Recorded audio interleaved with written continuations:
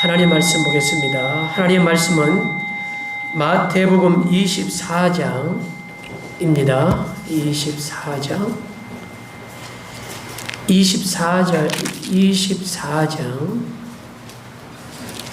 42절부터 51절까지 보겠습니다. 제가 있는 성경으로는 신약 성경은 42페이지입니다. 마태복음 24장 42절입니다. 우리 같이 합독하시겠습니다. 그러므로 깨어있으라. 어느 날에 너희 주가 임할는지 너희가 알지 못함이니라. 너희도 아는 바니 만일 집주인이 도둑이 어느 시각에 올 줄을 알았다라면 깨어있어 그 집을 뚫지 못하게 하였으리라. 이러므로 너희도 준비하고 있으라. 생각하지 않은 때에 인자가 오리라. 충성되고 지혜 있는 종이 되어 주인에게 그 집사람을 맡아 때를 따라 양식을 나눌 자가 누구냐. 주인이 올 때 그 종이 이렇게 하는 것을 보면 그 종이 복이 있으리로다. 내가 진실로 너에게 이르노니 주인이 그의 모든 소유를 그에게 맡기리라.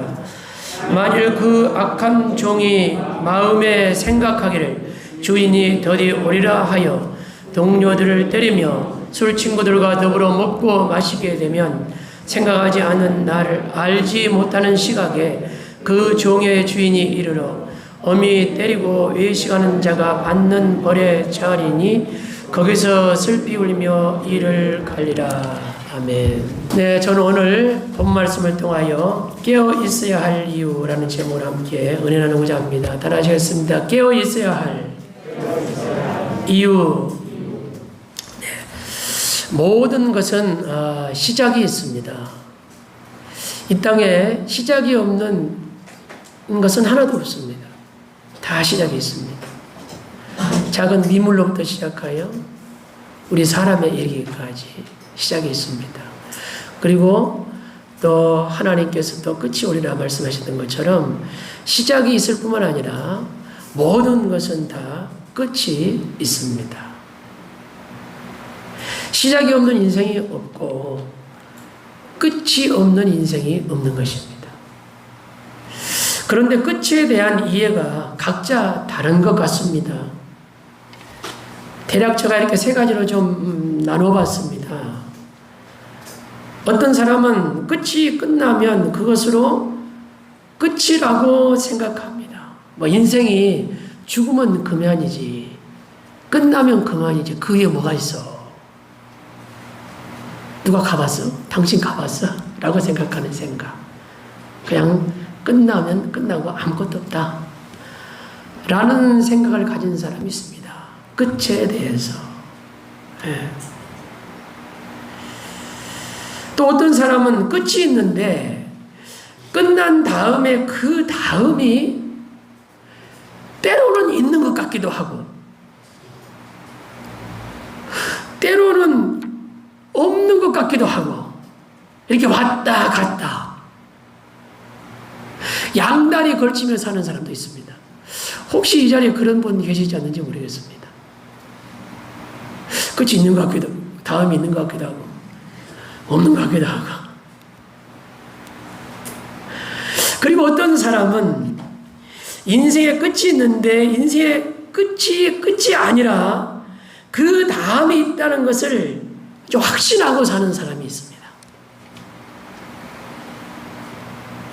우리 기독교인은 어디에 속해 살아가는 사람일까요? 맨 마지막입니다. 인생의 끝이 있는데 그 끝이 아니라 그 다음이 있다는 것을 믿고 사는 사람이 기독교인입니다. 할렐루야. 혹시 이 자리에 왔다 갔다 하는 분 없기를 주 이름으로 축원합니다. 최소한 왔다 갔다는 할 것 같아요. 그런데 왔다 갔다 하지 마시고 우리 끝 다음에 그 다음이 있습니다. 기독교인의 궁극적인 끝은 언제입니까? 우리 육신이 죽어서도 끝이지만 궁극적인 끝은 주님이 다시 오실 때, 그때가 진짜 끝입니다. 주님은 여러분이 잘 아시는 것처럼 알파요 오메가가 되십니다. 처음 되시고 나중 되십니다. 시작이 되시고 끝이 되신 분이 주님이십니다. 마귀는 끝이 있다는 것을 그런데 망각하게 합니다. 그래서 믿는 사람도 때로는 끝이 있는 다음에 있는 것 같기도 하고 없는 것 같기도 하고 마귀 장난이거든요. 혼란스럽게 하거든요, 마귀가. 그리고 마귀는 끊임없이 끝이 있는 다음에 그 다음에 있다는 것을 확신하지 못하게 만들어요. 그렇게 흔들어 됩니다. 그러나 주님께서 성경에 끝이 있다고 분명히 말씀하셨습니다. 오늘 본문은 그 끝에 관한 메시지입니다. 끝이 있다는 것을 알고 깨어있으라고 말씀을 하고 있는 것입니다.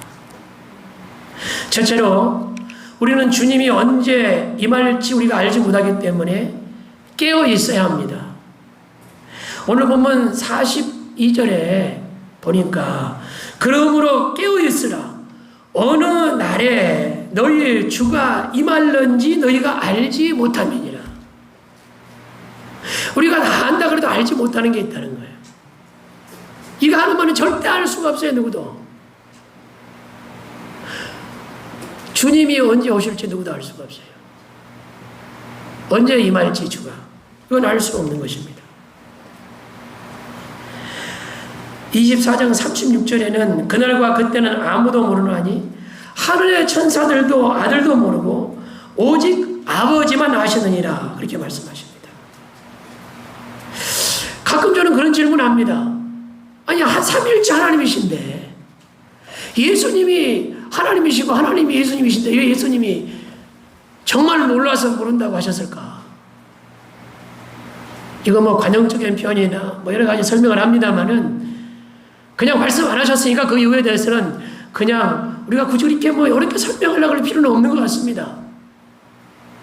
다만 예수님께서 그 날을 주님께서 임하실 날을 비밀에 붙였다는 사실입니다. 그냥 우리가 그대로 받아들이면 되는 것입니다. 그런데 이를 악용하는 종말론자들이 있습니다. 종말론자들이 주장하는 악용하는 그릇된 종말론자들은 대개 두 가지로 나눌 수가 있는데요. 첫째는 시한부 종말론입니다. 그러니까 시와 나를 자기들 나름대로 성경을 해석하고 그게 해석이 아닌 거죠. 예? 요한계시록 이후의 성경을 자신들이 만드는 거죠. 그래서 맨날 며칠에 몇 년에 주님이 오신다. 그런 시한부 종말론을 말하고 또 하나의 종말론은 조건부 종말론입니다.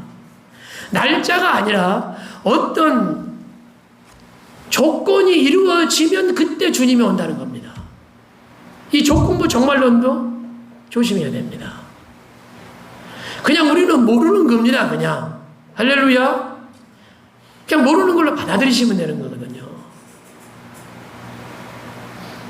우리나라의 대표적인 시한부 종말론은 우리 다미선교회, 이 국산 종말론, 시한부 종말론이 국산 시한부 종말론, 대표적인 다미선교회에 들을 수 있어요. 여러분 뭐 기억하시는 분도 계실지 모르지만 1992년 그렇게 뭐 옛날이 아니에요. 10월 28일 날 세계 종말이 온다고 주장했잖아요. 많은 사람들이 그게 미혹되어 가지고 그냥 학교도 다 그냥 자퇴하고 중단하고, 예? 직장도 다 때려치우고 사업장도 문 닫고 내팽개치고 반대하는 부부가 같이 있지 않으면 그냥 그거 다 이혼하고 가정이 파괴되고 그래서 희론이고 그날 산으로 올라갔잖아요. 신문 나고 방송 나고 난리 났어요. 결과가 어떻게 됐습니까? 그 교주 이장님이가 사기 및 애완 갈리포로 입건되면서 쇠퇴하기 시작했습니다. 하나님께서 하지 않는 말씀이 이루어질까요? 당연히 안 이루어지는 거예요. 성경에 말씀하지 않는 건 그냥 그대로 그냥 안 믿으면 되는 겁니다. 외국에 사례는 많죠. 뭐 여호와 증인 같은 거는 1914년에 종말이 온다고 했고요. 미국 안식교 같은 경우는 1844년에 종말 왔어요. 종말 왔어요? 안 왔잖아요. 하나님의 교회는 1988년에 온다 그랬다가 1999년에 안 오니까 9년에 온다 그랬다가 그래도 일이 안 일어나니까 2012년에 온다고 했는데 지금은 모르겠어요. 또 몇 년 후에 뭐 내년에 온다고 할지도 몰라요. 특정한 날을 설정하고 그날이 온다고 강조하는 종말론이 바로 시한부 종말론이에요. 절대 믿으시면 안 돼요. 절대 따라가시면 안 돼요. 또 하나의 종말론이 뭐라고 그랬죠? 조건부 종말론입니다. 대표적인 예가 물론 뭐 신천지 뭐 이단 뭐 세미나 하는 거 아니니까 이 종말만 말씀드리자면 자세히는 말씀드리지 않고 신천지가 말하는 종말론이 조건부 종말론이거든요. 그 조건부가 뭡니까? 14만 4천 숫자가 채워지면 온다는 이루어진다는 거예요. 14만 4자가 채워지면 이거 조건이잖아요. 조건. 네. 그리고 14만 4천 숫자에 먼저 들어가는 딱 그 시점 자들이 뭐예요? 영생불사하고 안 죽는데요. 네? 또 여기 공식적인 석상에서 사람 이름 부르면 또 명예훼손 또 걸릴지 모르니까 하여튼 그 교주도 안 죽는데요. 14만 4천 숫자에 들어오면 안 죽는데요. 영생불사인데요. 그리고 그러지 제사장이 되어서 그들이 세상의 주인이 된다는 거예요. 여기에 들어가기 위해서 말할 수 없는 모략을 꾸밉니다. 교회를 해파. 교회에 들어와서 신천지로 점령을 하고. 그런데 어떻게 됐습니까? 제가 알기로는 지금 신도수가 20만 명이 넘은 걸로 알고 있습니다. 14만 4천이 좀 넘은 거예요. 제가 숫자를 뭐 일일이 세가지고 확인한 게 아니고 본인들 그래요, 자기들이. 예, 그렇게 주장하고 있어요. 이제 14만 4천 명이 넘으니까 어떻게 말합니까? 아무 일 안 일어났잖아요. 그러니까 그 20만 명이 되는 무리수에 뭐 더 넘을 수도 있겠죠. 뭐 제가 센 숫자가 아니니까. 그 가운데 하나님께 합한 자, 하나님이 귀하게 본 자, 또 선택한 자가 그 가운데 14만 4천이 있다는 거예요. 그러니까 그 20만 중에서 14만 들어가기 위해서 이제 팍 터지게 싸우는 거예요. 예? 온갖 계략을 다 꾸며요, 그 안에서. 본인들끼리도. 그런데도 거기도 너무 현혹되고요. 우리가 이런 그릇된 종말론에 현혹되지 않기 위해서 어떻게 해야 돼요? 깨어 있어야 됩니다. 언제 깨어 있어야 합니까? 우리가 주님 다시 오실 때까지, 임하실 때까지 항상 깨어 있기를 주의 이름으로 축원합니다. 도둑이 어느 시각에 올 줄 알고 있으면 잠자고 있다가 도둑이 오는 그 시간에 깨어 있으면 될 것입니다. 열전의 비유에 보면 신랑이 언제 올 줄 알면 실컷 자다가 준비 하나도 안 하고 있다가 올 때쯤 돼가지고 뭐 마음대로 살다가 준비하면 되잖아요. 그런데 도둑이 언제 올 줄 모르는 것처럼 주님이 도둑같이 오신다고 그랬어요. 언제 오실 줄을 몰라요. 그 날을 우리에게 알려주시지를 않았어요. 저는 이 말씀을 묵상하면서 왜 그러셨을까? 주님의 특별한 은혜시다. 주님께서 그날과 그 시를 알려주시지 않은 것은 항상 깨어있게 하기 위해서입니다. 할렐루야. 왜냐하면 우리가 언제 올 줄 알면 그때 가서 준비할 거잖아요. 할 거 다 하고 실컷 자고 있다가 그 언제 올 줄 모르면 어떻게 하겠어요? 할 수 있는 게 항상 깨어있을 수밖에 없잖아요. 할렐루야.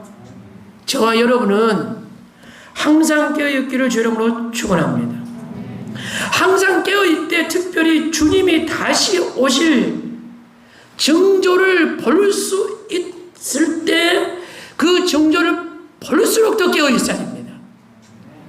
왜냐하면 그날과 그 시는 말씀하시지 않으셨지만 성경에 보면 징조는 보여준다. 징조는 있다라고 주님이 말씀을 하셨거든요. 24장 오늘 32절 본문으로 같이 읽진 않았지만 보면 32절로 33절에 이렇게 말씀하셔요. 무화과 나무의 비유를 배우라. 그 가지가 연하여지고 그 잎사귀를 내면 여름이 가까운 줄 아나니 이와 같이 너희도 이 모든 일을 보거든 인자가 가까이 곧 문 앞에 이른 줄 알라. 요즘 여름에 이번에 너무너무 더웠죠. 굉장히 더웠습니다.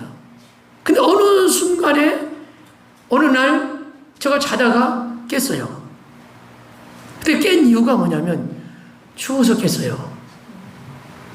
추워서. 그때 뭘 알아요? 무슨 징조요? 무슨 징조죠? 아, 가을이 오는구나. 그 얘기예요. 그 너희가 무화과 나무의 비유를 배우는 거예요. 그 가지가 연하여지고 잎사귀를 이런 요리 가까운 줄 아는 것처럼 그런 징조가 주님이 오실 날이 가까울수록 있게 된다는 것입니다. 우리가 농사를 지으면 벼가 자라고 누렇게 되면서 고개를 숙이면 뭘 알죠? 아, 추수할 때가 됐구나. 다 알잖아요. 상어가 열려서 발갛게 익어가기 시작하면 아, 열매를 거둘 때가 됐구나. 다 아는 것처럼 징조를 보여주신다. 그 징조를 보여주실 때 우리가 더욱더 긴장하고 깨어있어야 하는데 성경에 말하는 그 징조를 오늘 마태복음에서 보면 24장 4절로 여러분이 잘 아는 것처럼 이게 나오죠. 예수께서 대답하여 이르시되 너희가 사람의 미혹을 받지 않도록 주의하라. 많은 사람이 내 이름으로 와서 이르되 나는 그리스도라 하여 많은 사람을 미혹하리라. 거짓 선지자가 많이 나온다는 거예요. 자신이 예수라는 사람이 나온다는 거죠. 그때가 주님이 가까이 오실 때라는 게 징조다. 그렇게 말씀하십니다. 난리와 난리의 소문을 듣겠으나 너희는 삼가 두려워하지 말라. 이런 일이 있어야 하되 아직 끝이 아니라. 예. 예. 지금 파키스탄의 내전으로 인해서 테러가 발생하고 수많은 사람들이 죽고 피난민들이 발생하고 있지 않습니까? 보복을 하고 민족을 나라가 나라를 대적하는 일들이 수없이 일어나고 있습니다. 그리고 대재앙 가운데 있어요. 우리가 팬데믹, 코로나19 대재앙 가운데 지금 그 가운데를 우리가 지나고 있습니다. 이게 모든 것이 징조인 거죠. 7절에 민족을 나라가 나라를 대적하여 일어나겠고 그곳에 기근과 지진이 있으리니 이 모든 것은 재난의 시작이니라. 그때 사람들이 너희를 환난에 넘겨주고 너희를 죽이리니 너희가 내 이름 때문에 모든 민족에게 미움을 받으리라. 우리가 이 시대에 살아가면서 정말로 신앙 때문에 미움받으면서 사는 신앙이 있으면 그분이 진짜일 것입니다. 네, 주님이 임할 날이 가까울수록 그렇게 된다는 거죠. 요한복음 5장 29절에 선한 일을 행하는 자는 생명의 부활로 악한 일을 행하는 자는 심판의 부활로 나오리라고 말씀하십니다. 오늘 본문 40절에 보면 그때 두 사람이 밭에 있으면 한 사람은 데려가고 한 사람은 버려둠을 당한다. 똑같이 일하고 있던 거예요. 밭에서. 근데 한 사람은 데려감을 당하고 한 사람은 버림받는다는 것입니다. 똑같이 사무실에서 옆에 같이 책상에 앉아서 일하고 있어요. 그런데 한 사람은 데려감을 당하고 그때 한 사람은 버림을 당한다는 거예요. 똑같이 길을 가고 있어요. 똑같이 운전을 하고 있어요. 근데 한 사람은 데려감을 당하고 한 사람은 버림을 당한다. 또 질문할지 모르겠어요. 그 운전하는 사람 데려가면 어떻게 돼요? 그건 주님 앞에 맡기세요. 그것까지는 말씀 안 하셨으니까. 아무튼 성경이 그럴 날이 올 것을 말씀하고 있습니다. 우리가 왜 항상 깨어 있어야 합니까? 주님이 언제 임할지 모르기 때문입니다. 항상 깨어있는 저와 여러분 되시기를 주의 이름으로 축원합니다. 두 번째로는 우리가 준비함으로 깨어 있어야 합니다. 깨어 있대. 따라하시겠습니다. 준비함으로 깨어 있자. 44절 우리 46절 한번 읽겠습니다. 시작. 이러므로 너희도 준비하고 있으라. 생각하지 않은 때에 인자가 오리라. 충성되고 지혜 있는 종이 되어 주인에게 그 집사람들을 맡아 때를 따라 양식을 나눠줄 자가 누구냐. 주인이 올 때 그 종이 이렇게 하는 것을 보면 그 종이 복이 있으리로다. 자, 여러분 다 복받기 원하시잖아요. 저도 복받기 원합니다. 그런데 어떤 사람이 복이 있다고 말합니까? 준비하는 종이 복이 있다. 주님 오실 날을 우리가 기다리며 준비하는 저와 여러분에게 복이 있기를 주의 이름으로 축원합니다. 준비하는 적에 복이 있다고 말씀하셔요. 준비하는 건 무엇인가? 준비하는 것은 일하는 것입니다. 열심히 일하는 거. 그게 준비하는 거예요. 준비하는 거. 그래서 45절에 다시 한번 읽어보면 충성되고 지혜 있는 종이 되어 주인에게 그 집 사람들을 맡아 때를 따라 양식을 나눠줄 자가 누구냐. 그 열심히 일함으로 양식을 나눠주는 자, 그 사람이 준비하는 사람이라는 것입니다. 자, 인간이 살아가는데 3대 필수 조건이 있습니다. 그게 의식주입니다. 이 3대 조건이 하나도 채워지지 않았어요. 아무것도 없어요. 그런데도 나는 만족해 행복합니다 할 수도 있겠죠. 그러나 조금 오버일 수도 있습니다. 이게 우리가 살아갈 때에 그 양식이 필요하다는 얘기죠. 그래서 우리가 이 의식주 해결을 위해서 애를 씁니다. 하지만 우리가 생각할 게 있습니다. 이 3대 조건이 다 채워진다 할지라도 인간은 이 3대 조건만 가지고는 만족할 수가 없습니다. 이 조건이 다 채워지면요, 문화생활 할 수 있는 게 없는가? 조금 더 고급스럽게 살 수 있는 방법이 없는가? 이 3대 조건이 부족할 때는 먹고 사는데 바빠서 체면 얘기하면 체면 뭐라 주라고 그래? 체면 상관없어요. 그런데 이거 다 채워주고 나면 좀 체면 때문에 못 살아. 이게 채워지고 나면 명예 때문에 못 살아. 그게 좀 깍진 것 같으면 막 죽을 것 같아. 이거 3대 조건 안 채워질 때는 명예 완전 자유예요. 체면 완전 자유예요. 그러니까 여러분 자유하면 최고입니다. 있든 없든 자유하시길 주님을 축원합니다. 그 세상 사람은 그거밖에 안 돼요. 아무리 세상을 채우려고 해도 채워지지 않는다니까요. 그게 완전히 채울 수 없는 게 사람이거든요. 언제나 만족해 줄 수가 없습니다. 우리 요한복음 4장에 보면 그래서 수가성 울루카 여인 여러분 말씀 잘하지 않습니까? 오늘 예수님이 지나가시다가 수가성 울루카에 앉았잖아요. 그때 누구 만났어요? 지금 있는 남편도 내 남편이 아니다. 5이 있는데 내 남편을 데리고 와라. 그런 대화를 나누시잖아요. 예배에 대한 말씀을 나누고 예수님 우리는 여기서 이스라엘에서 예배드린다. 당신은 예루살렘에 예배드린다. 어디서 예배드려야 되나? 신령과 진리로 예배하는 때가 온다라고 말씀하잖아요. 네. 그리고 그 여인이 예수님을 만나고 영안의 눈이 열립니다.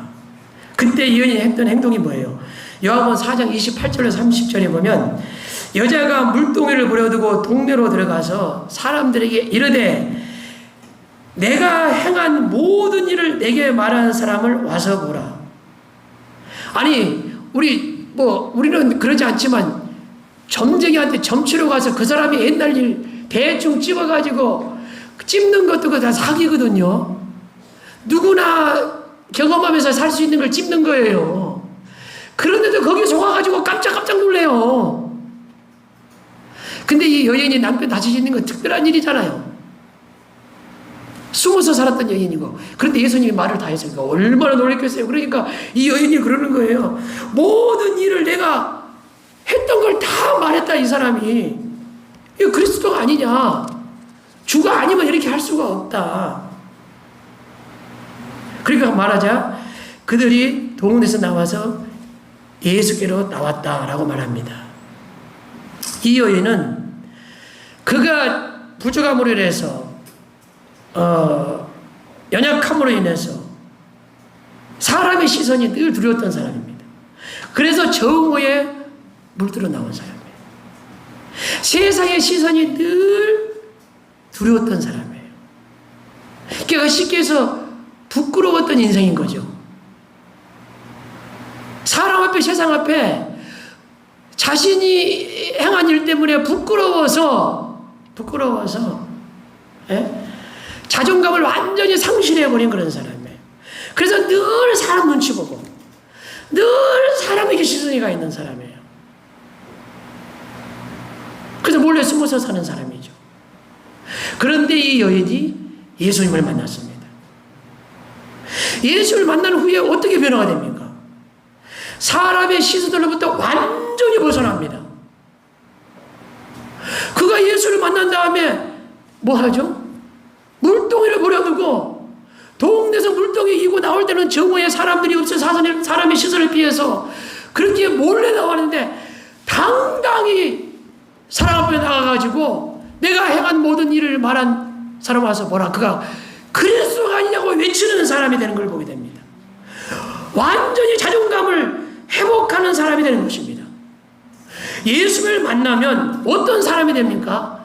사람에게 시선이 가 있던 사람이 예수님께서 시선이 가 있는 사람으로 바뀌는 것입니다. 세상에 시선이 가 있던 사람이 예수님께로 시선이 가 있는 사람으로 바뀌는 것입니다. 저와 여러분의 예수의 사람이고 믿음의 사람이어서 여전히 사람에게 시선이 가 있고 거기에 시선이 빼앗겨 있으면 회복하셔야 됩니다. 세상에 시선이 먼저 가 있으면 회복하셔야 됩니다. 예수님을 만난 사람.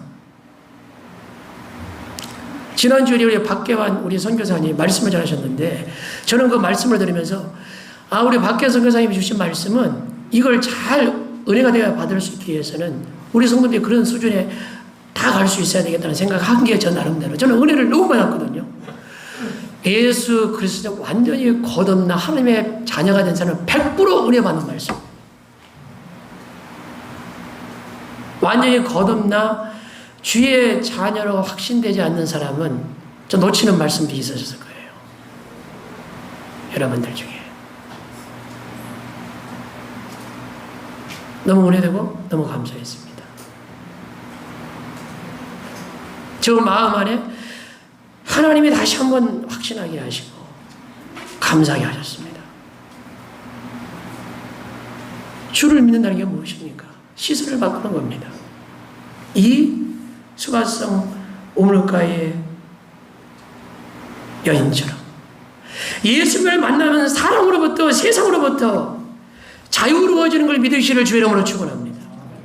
우리가 어떤 그 안에 있다 할지라도 우리가 자유가 없어서 그러는 게 아니에요. 그 자리를 세워가기 위해서 그 자리에 있고 우리에게 주신 일을 감당하는 것입니다. 할렐루야. 과거는 묶여서 했지만 묶여서 하는 게 아니에요. 차원에서 하는 겁니다. 할렐루야. 우리가 직장에서 일을 하든 무슨 일을 하든 우리가 교회 안에서 하나님을 섬기고 무슨 일을 하든 차원에서 하는 거예요. 그 사람이 예수를 만난 사람인 것입니다. 그러므로 우리가 해야 할 일은 무엇입니까? 예수님을 내가 만난 예수님을 다른 사람이 만나게 해주는 것. 그 일을 하는 거예요. 우리가 그것이 나눠줄 양식인 거예요. 여기서 뭐라고 말씀하죠? 충성되고 지혜 있는 종이 되어 주인에게 그 집사람들을 맡아 때를 따라 양식을 나눠줄 자가 누구냐? 우리가 나눠줄 양식이 무엇입니까? 믿음의 사람이 나눠줄 양식이 무엇입니까? 예수 그리스도를 나눠주는 것입니다. 예수 그리스도를 만나게 해주는 것입니다. 거기에 우리가 나눠 나눠줄 양식인 것입니다. 이거 성경 전체를 딱 엑기스로 짜고 딱 한다면 예수님을 만나면 말씀을 듣게 되는 것입니다. 성경의 말씀을 듣고 알게 되는 거예요. 예수 그리스도가 오심으로 성령이 오셔서 성령이 우리 안에 오시는 겁니다. 그 성령을 만나게 되는 것입니다. 그러니까 우리가 해야 될 그 무슨 양식을 나눠줘야 돼요? 예수님을 나눠주는 거예요. 그 일을 열심히 하는 거예요. 할렐루야. 이 양식을 나눠줄 자가 누구냐? 주님 말씀하시는 겁니다.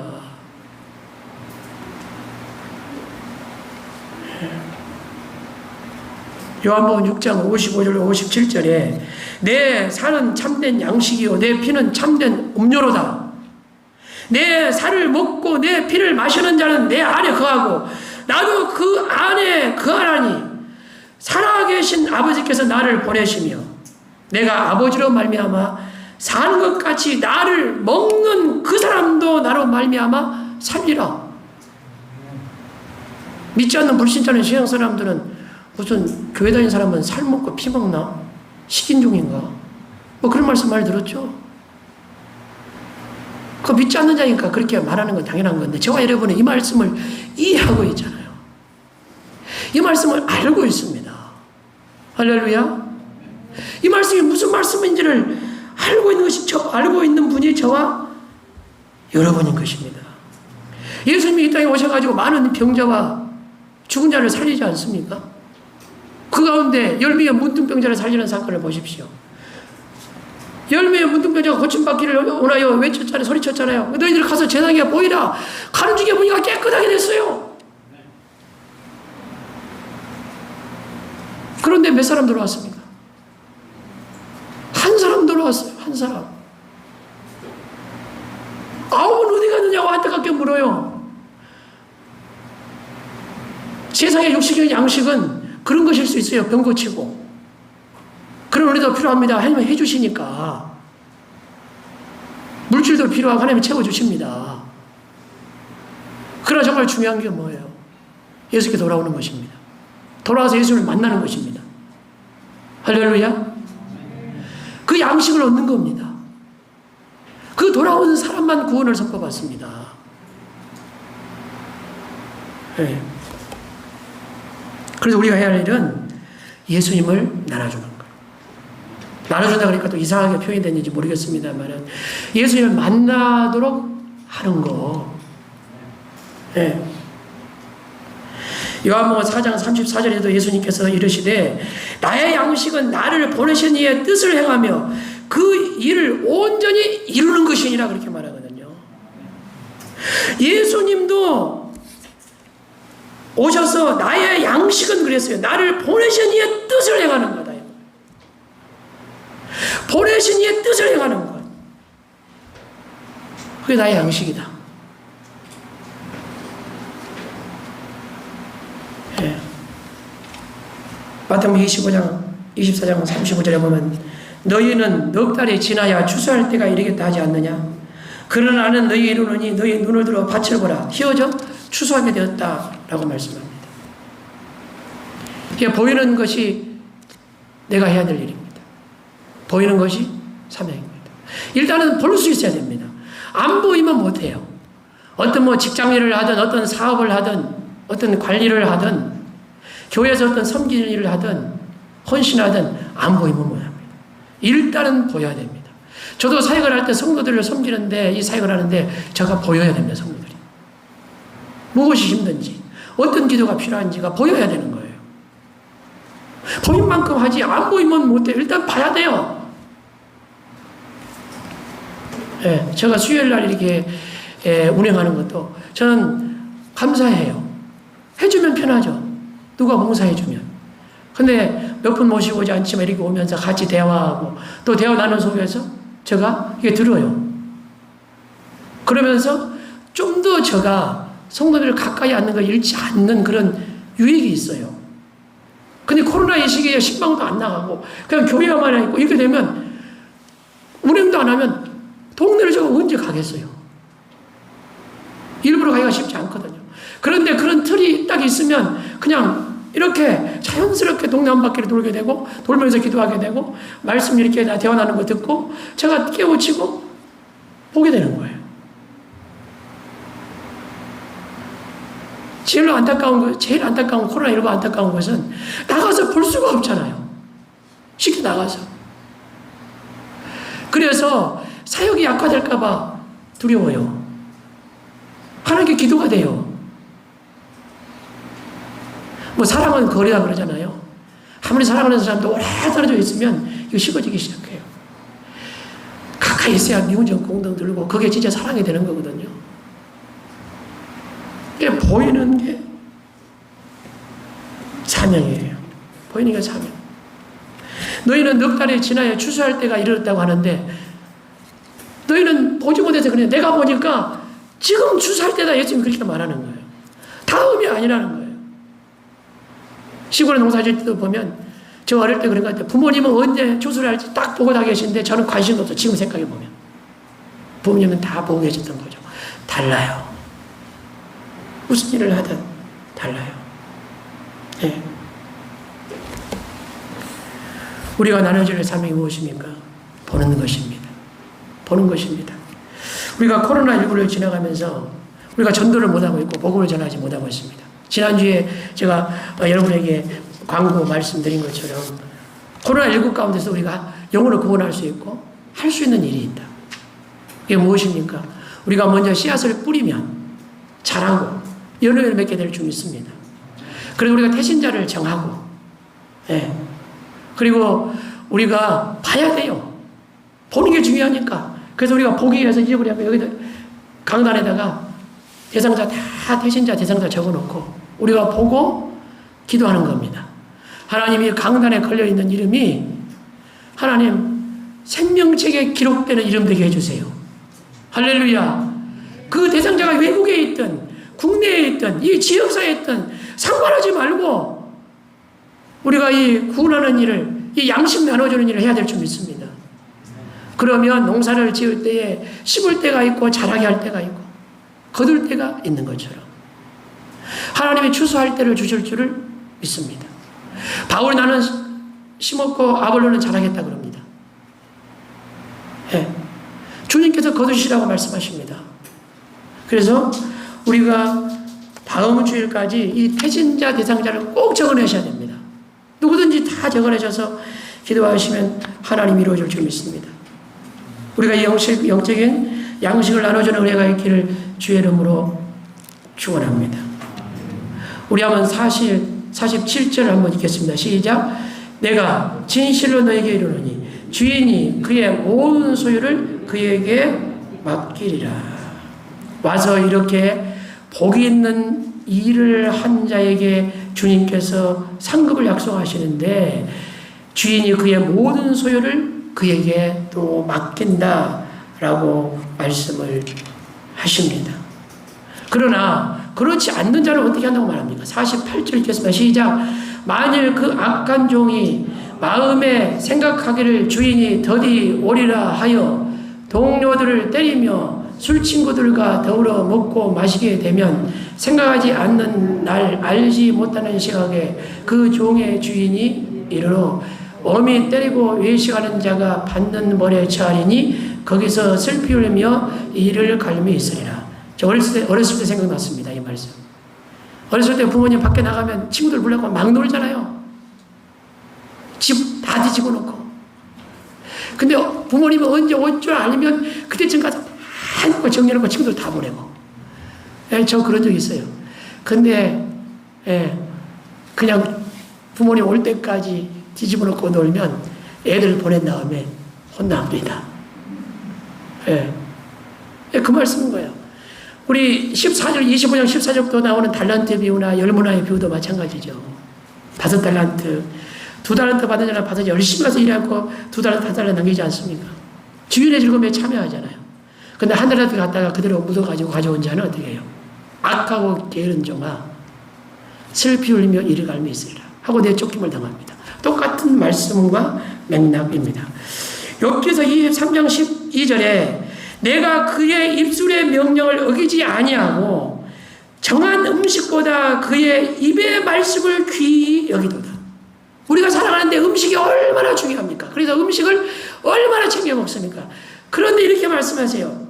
정한 음식보다 그의 입의 말씀을 내가 더 귀히 여긴다. 할렐루야. 믿음의 사람인 줄을 믿습니다. 우리가 코로나19 팬데믹 가운데 있습니다. 힘들고 어려운 상황 가운데 있습니다. 이럴 때는 우리가 심을 때인 줄 믿습니다.